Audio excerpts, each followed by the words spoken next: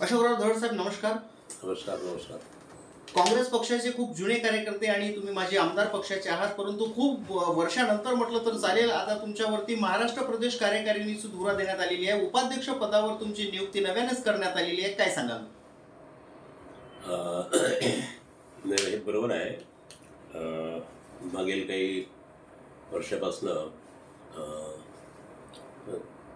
ठीक आहे. आता ह्या सर्व काँग्रेसमध्ये ह्या गोष्टी होत असतात. म्हणजे तुम्ही जो प्रश्न विचारला, पण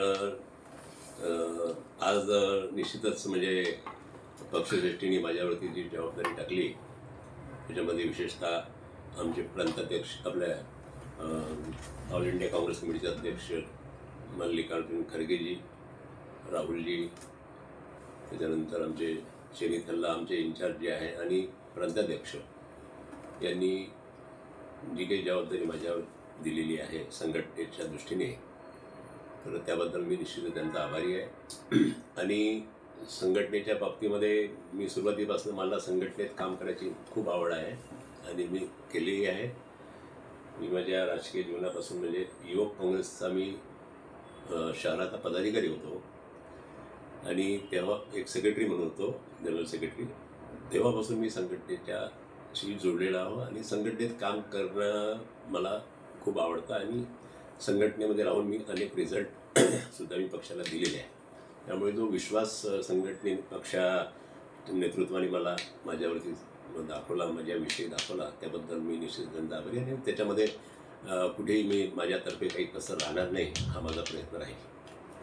एकेकाळी विदर्भ हा काँग्रेसचा बालेकिल्ला मानला जात होता, परंतु आज विदर्भामध्ये काँग्रेस पक्षाची हवी तशी ताकद दिसत नाही. ही ताकद वापस मिळविण्याकरता तुमचं काय योगदान, कसं काय मोलाचं पाऊल उचलणार, काय सांगाल?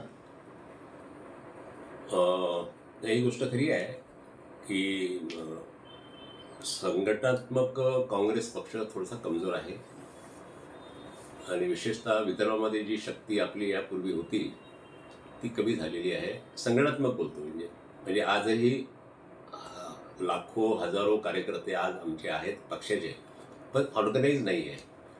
त्यांना कुठेतरी बांधून ठेवण्याचं काम हे संघटनेच्याच लोकांनी करण्याची गरज आहे. तो संघटनेचा माणूस असेल, संघटनेचा पदाधिकारी असेल, त्याच्यावरून सर्वात पहिली जबाबदारी त्याची आहे. दुसरी जबाबदारी त्या भागाचा जो कोणी कॉर्पोरेटर असेल, आमदार असेल, खासदार असेल, ही असा हा जो सिक्वेन्स आहे, या सर्वांची ही जबाबदारी आहे की त्यांनी कार्यकर्त्याला संघटित करून त्याला सांभाळणे, त्याला योग्य योग्य मार्ग दाखवणे आणि किंवा त्याला आपल्या पक्षाच्या विचारसरणीतून त्याला मजबूत करून आपल्याशी निष्ठा आणि आपल्याशी तो प्रामाणिक कसा राहील याचा प्रयत्न आपण केला पाहिजे. आणि त्याच्यामध्ये निश्चितपणाने अलीकडच्या काळामध्ये ती थोडीशी उणीव मला दिसते आहे. तर त्यासाठी निश्चितच जे काही पदाधिकारी आहेत ते प्रदेशचे असतील, जिल्ह्याचे असतील किंवा जे कोणी असतील जबाबदार लोक, हे आपल्या सर्वांची जबाबदारी त्याच्यामध्ये राहणार आहे. आणि त्या दृष्टीने माझ्याकडे जी काही यानंतरही जी काही जबाबदारी कुठली जी काही सोपवतील पक्षश्रेष्ठी, तर त्या दृष्टीने मी ते पूर्ण करण्याचा माझा प्रामाणिक प्रयत्न असतो. आणि अनेक यापूर्वी प्रदेश काँग्रेस कमिटीमध्ये मी जनरल सेक्रेटरी म्हणून काम केलं, प्रदेश सेवादलाचा अध्यक्ष म्हणून 8-9 वर्ष ते काम केलं. त्याच्यामुळे मला महाराष्ट्रातला संघटनात्मक बऱ्याचपैकी अभ्यासही आहे. जुने कार्यकर्ते निश्चितपणाने आहे, हे आमच्या सर्व पाहिजे. तर हे सर्व मिळून कसं आहे की हे सर्व काम कोणी एका व्यक्तीचं नाही आहे, हे सर्व टीमवर्क आहे. आणि सर्वांनी एकत्र येऊन जर आपण हा प्रयत्न केला आणि एक टार्गेट ठेवलं की संघटन मजबूत करणे, हे एक उद्दिष्ट आणि ध्येय जर आपण ठेवलं, तर निश्चितच त्याच्यामध्ये आपल्याला यश मिळाल्याशिवाय राहणार नाही. कारण हा आपला नेहमीचा आपला अनुभव आलेला आहे आणि हे सत्य आहे की संघटन मजबूत. आणि राहुलजी ज्या पद्धतीने काम करत आहेत पूर्ण देशामध्ये, आणि त्यांनी आता संघटनेकडे विशेष लक्ष देण्याचं जे काही धोरण आणि काम सुरू केलेलं आहे, तर त्याचे हे परिणाम आहेत. अनेक राज्यांमध्ये त्यांनी जिल्हाध्यक्षांना मजबूत करण्याचं काम, त्यांना मजबूतीकरणाचं काम. कारण संघटन जर तुमचं मजबूत राहील तर तुम्ही पुढच्या निवडणुका निश्चितपणाने व्यवस्थितपणे आपण पार करू शकू. 2024च्या लोकसभेमध्ये जे यश महाराष्ट्रामध्ये मिळालं पक्षाला, ते यश विधानसभेमध्ये यथावत ठेवता आलं नाही पक्षाला. आणि आता स्थानिक निकाय संस्थेचे इलेक्शन महाराष्ट्रभर लागणार आहे. BMC ते ग्रामपंचायत पर्यंत निवडणुका पेंडिंग आहे राज्यामध्ये. तर येणाऱ्या निवडणुकीमध्ये कशा पद्धतीनं यश संपादन करता येईल, यामध्ये तुमचं योगदान कशा पद्धतीनं तुम्हाला देता येईल, काय सांगाल? आणि 2024चा जो पार्लमेंटचा जो परफॉर्मन्स राहिलेला आहे महागठबंधन किंवा काँग्रेस पक्षाचा विशेष म्हणजे, तर हा निश्चितच चांगला होता आणि यापेक्षाही अधिक चांगला राहिला असता. परंतु जे गठबंधन होतं, शेवटी मित्रपक्षचा जो की जे काही आपले अलाईज असतात, पार्टनर असतात, तर ते प्रत्येकाने काही आमचे जे पार्टनर होते त्यांनी खूप जास्ती आग्रह करून ज्या काही त्यांनी सीट्स त्यांच्याकडे घेतल्या, पण त्याच्यामध्ये यश त्यांना मिळालं नाही. त्या सीट्स आपल्या आपण म्हणजे आपण गमावल्या आपल्या त्याच्यामध्ये. ते जर थोडंसं वास्तविक परिस्थितीवरती आणि ग्राउंड रिॲलिटी लक्षात घेऊन जर आपण त्याचा विचार केला असता, तर कदाचित त्याच्यापेक्षाही चांगला रिझल्ट आपला पार्लमेंटमध्ये राहिला असता. राहिला विषय विधानसभेचा. विधानसभेमध्ये जे काही यश आपल्याला या पार्लमेंटमध्ये मिळालं, त्याच्यामध्ये थोडंसं कार्यकर्त्यांमध्ये उत्साह वाढला, नेत्यांमध्ये अतिउत्साह वाढला आणि त्याच्यामुळे निश्चितपणाने आता आपलं सरकार येणारच आहे. या सर्व यांनी कार्यकर्ते, नेते, सर्वच लोक त्याच्यामध्ये आनंदित होते. हे नाकारता येत नाही. ठीक आहे, साहजिक आहे ह्या सर्व गोष्टी. आणि सरकार येणार हे आम्हालाही सर्वांना वाटत होतं, त्याच्यामध्ये दुमत असण्याचं कारण नाही. परंतु विधानसभेमध्ये आणि लोकसभेच्या निवडणुकीमध्ये जो मतदार वाढीचा जो फरक जो राहुल गांधींनी आणि अनेक सर्वेक्षणातून जो दिसला, की जेवढे मतदार 5 महिन्यात वाढले तेवढे त्या 5 वर्षातही नाही वाढले, त्याच्यापेक्षा जास्त याच्यामध्ये वाढले. तर हा जो प्रकार या संपूर्ण महाराष्ट्रामध्ये झाला, त्याचा परिणाम निश्चितपणाने विधानसभेच्या निवडणुकीवर झाला. आणि बऱ्याच ठिकाणी मशीनचा, EVM मशीनचाही प्रयोग झाला. त्याच्यावरती मॅनिप्युलेट करून बऱ्यापैकी त्या लोकांना यश मिळालेलं आहे. कारण म्हणजे असे अनेक उदाहरणं आहेत की ज्याचे आपल्याला सर्वांना कल्पना असेल त्याच्यामध्ये, की एका बिल्डिंगमध्ये 4,000 मतदार जर तुम्ही जर बोगस करत असाल, तिथं जर व्होटिंग होत असेल, त्याच्यावरून आपल्याला ही निवडणूक प्रक्रिया कशी होती हे आपल्याला निश्चितपणाने लक्षात येईल.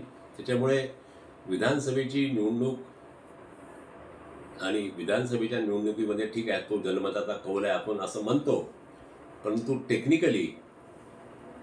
टेक्निकली हा विजय, हे सरकार जे महाराष्ट्राचं आहे, हे निश्चितपणाने हे लोकांचा जो मॅन्डेट आहे त्या मॅन्डेटशी विसंगत अशा प्रकारचं हे सरकार आहे. लोकांनी मतदान यांना केलं नाही आहे, परंतु मॅनिप्युलेशन करून निवडून आलेलं सरकार आहे. त्याच्यामुळे माझं व्यक्तिगत मत असं आहे की हे सरकार लोकांच्या निवडीतून आलेलं नाही आहे. आपण ठीक आहे, लोकशाहीमध्ये जो निवडून आला तो शेअर असतो किंवा त्याला आपण मान्य करतो, ठीक आहे, तेवढ्यापुरतं मान्य आहे. परंतु टेक्निकली ह्या सर्व गोष्टी ज्या घडलेल्या आहेत ह्या सर्व लोकांसमोर आहेत आणि त्याचं उत्तर तुम्ही दिलं पाहिजे.